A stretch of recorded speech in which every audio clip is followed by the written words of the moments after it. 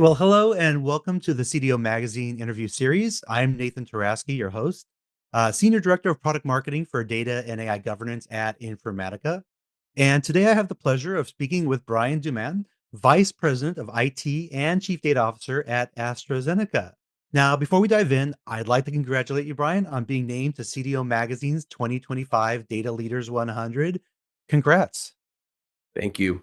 Quick intro, a little bit about what I do. So I joined AstraZeneca about 3 years ago to lead up a newly formed team focused on accelerating the impact of technology, data, and AI. And so while I have a data remit, I do have some other pieces around AI as well as technology in the team.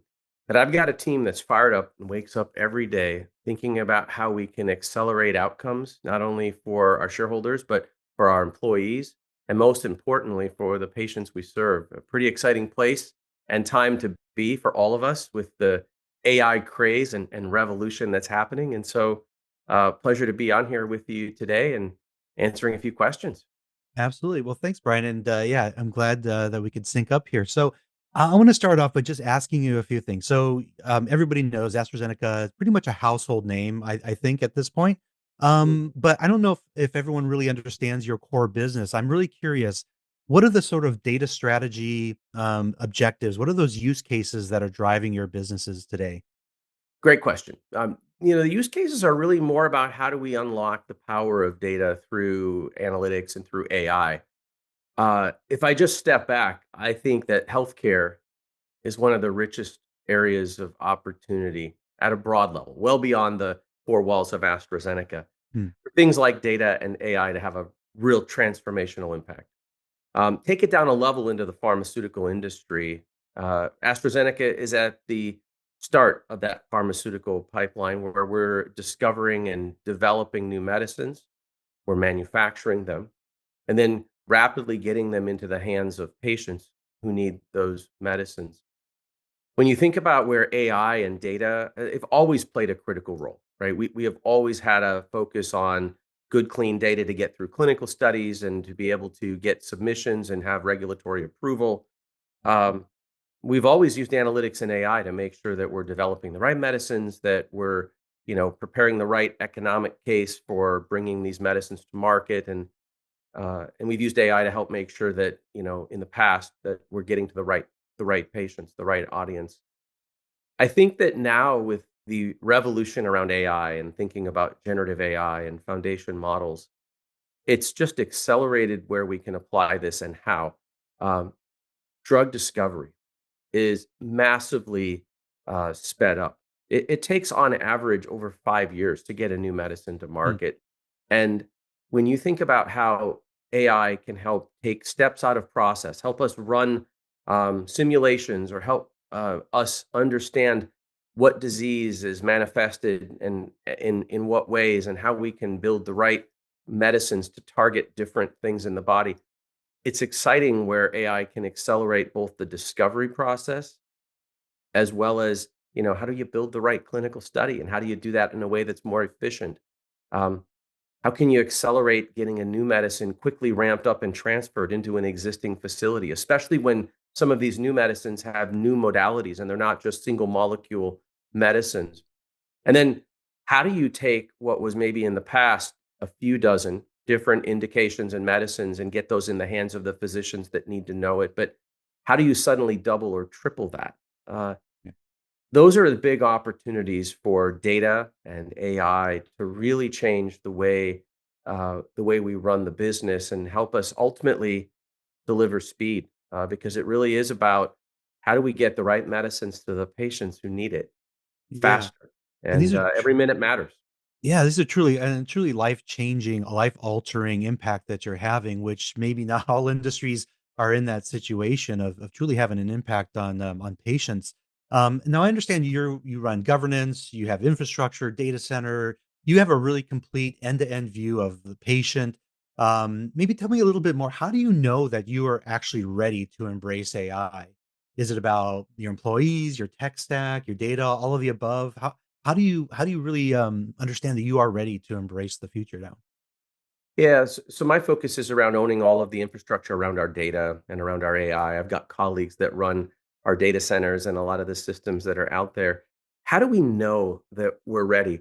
Uh, I think that one of our core values as a company is around innovation, right? And we know that we need to be entrepreneurial. Our business is wired to be curious, to push the boundaries of science because uh, we know that that's what's going to get us the next breakthrough in medicine. I also think that our leaders across the company acknowledge that to be pioneers in science, we've got to be pioneers in technology. And probably more than many of my other data officer peers in other companies, I've got a company full of employees outside of the IT organization who are thirsty to get their hands on data, the tools around AI, and are out to experiment at a scale that I don't think many of my colleagues or peers in other organizations deal with. Lucky if you do. Mm, It's a blessing and a challenge, though, right? Because I've got a lot of people asking for when can I get the new model? When can I get a new platform or tool? And how can I scale that quickly? But it's often too much all at once, and it's a great problem to have. mm. Uh, so I think it's back to the whole culture of the company, being innovative and driving. I think we've also got some very smart, intellectually amazing people in the company who are able to process things and have been doing data science type work for quite a while. Mm. So I think tapping into the power of data is not something new, but I think now the new tools and technologies that help us get at unstructured data more efficiently and help us bring the worlds of internal and external data together are now coming at us so much faster that people can't wait to get access. So, how do I know we're ready? Yeah. It's when I get more phone calls and emails in a day than we can possibly respond to, asking about how we can move on to the next, big technology or next new model that's out there. Uh, it's never fast enough, and I think that speaks to the impatience that we have for helping to support the development of new medicines and getting those to patients. So it's an exciting time, but I can't imagine a company more poised Yeah.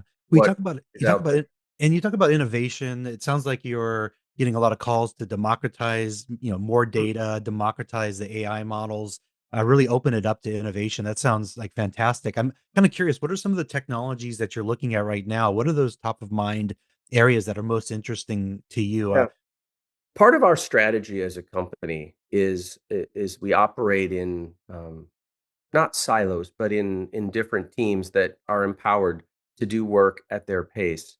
Hmm, And so a big strategy for us is to democratize the innovation around AI, not just democratizing AI, meaning that we want everybody to build their own AI agents. That's true. hmm, But I think that the innovation around this is the next level. We're having to give environments to data scientists across the business, hundreds of people who are embedded in the functions of research and development or operations or our commercial sales and marketing organizations. We're getting them access to models as soon as they become available, whether they're commercial models, whether they're open source models, and we're creating environments for them to be able to run fast. If you ask them, well, what is the particular use case? Some of this experimentation and innovation is that we don't yet know. We know what we have, we know what might be possible. We're hmm, testing theories and hypotheses, and then we need to quickly be able to move from the sandbox environments to be able to scale these things rapidly into production environments that we can start to bring more sensitive data into and be able to go fast. So if we think about what it means to democratize AI, I think of three audiences when we're trying to democratize this innovation and access. Certainly, there's the developers, the people that are traditionally maybe in an IT organization who are scaling enterprise solutions. hmm. And we see that as where we're going to scale the more complex AI solutions and more complex data environments. We have to engineer the solution and think about, cross AI agent orchestration and the complex environment. Then there's the enabling AI for the data science community, and I think that that is a different audience. They're not out to run servers and infrastructure, but they do want to be able to tap into models, and they need a lot of the power. And then there's democratizing AI for everyone in the company and letting everybody experiment, whether they're in finance, whether they're in the HR function. or in other areas legal, and giving them the tools that they need. So we think about all of those three spaces.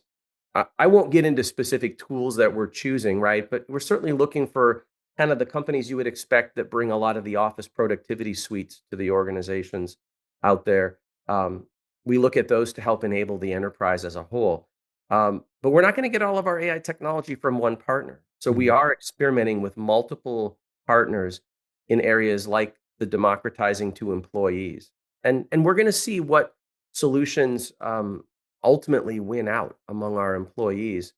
Uh, it seems a little counterintuitive that we would overcrowd a landscape of tools, but Mm. we start with two or three. We let the business weigh in and let our employees get used to the tools and give us feedback.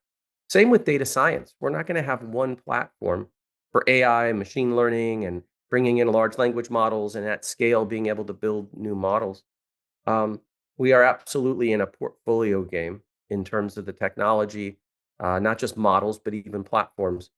I think as we get into the broader enterprise solutions, this is where the partner ecosystem is a little wild right now. Mhm. We see the big partners out there that have ERP solutions and CRM solutions bringing about some of their own agentic capabilities.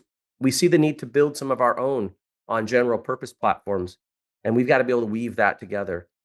That's where we're going to still see some more rationalizing of the environment, but Yeah. we're not going to start out with one or two tools. We're going to have a handful at least, and then we're going to interface with our other strategic partners. Um, so there's not one technology partner. There's many, and Yep. at the risk of sharing one name or another, I would say it's powerful when Mhm. you can get a number of different tools out in the hands of employees and then get their feedback. Yeah. Well, the thing is, it sounds like you're very optimistic about the path ahead and the opportunity ahead. You're very sober about also the reality of the challenges that are ahead. I want to drill down a little bit more into that. What do you see as your biggest challenges? What are those adoption hurdles that you're tackling right now on the road ahead? And what do you think you need to do to be successful? How do you go faster? How do you accelerate the Mm. opportunities and stay ahead of the competition?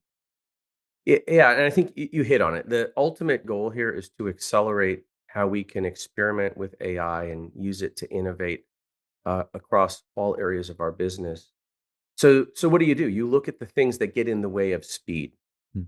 Some of it is how quickly are our traditional processes at introducing new technologies and new models. And we've spent some time, we built out internally something we call an AI accelerator. It's Mm. a cross-functional group of people who have come together with the sole purpose of working through how to accelerate the introduction of new technologies or to quickly go through the review of use cases. Mm. Um, because the pace of all of this is changing, right? If you go back a few years ago, think about a traditional IT project that you're ramping up. It was okay if that took a few weeks to get ramped up and going. Mm. Now we're trying to get people that are used to maybe seeing things happen in weeks and months. They're asking for it in hours and days, almost hours. Yeah. And so introducing technology and working through all of the pieces of traditional tech introduction is one piece. The other thing that we've really seen slowing us down is is how we work together across the business in managing risk. Mm. Like any company, we deal with a lot of sensitive data. Mm. We have a lot of different groups that have different governing processes. And on their own, each of them have done a great job building out an optimized set of processes and capabilities to assess the privacy risk or other sorts of third party risk with vendors, internally, security risk. Now, a lot of things around AI governance and data governance. And so to each their own area. We've done a great job in doing that, but we had to build an accelerator to help bring those groups together to work speed. What we're now learning is that we need to step back and rewire some of our risk processes to be more integrated so that Mhm. if you fill out one assessment for what it is that you're doing, um, that's all that you need. And then you can assess where there is additional, or we can determine where there's additional risk review needed.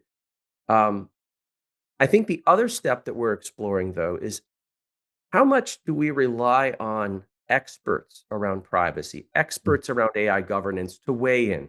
whether they come from my direct team or some of our federated risk management and data office experts, versus do we train and empower the data scientists sitting in the lab to be able to make more of those decisions on the fly and on the spot. Mm, When we get to speed, it does require us to think about rewiring some of those pieces as well. So it's forcing us to reflect on how do we fundamentally streamline and revamp some of the end to end things that maybe were okay before mm.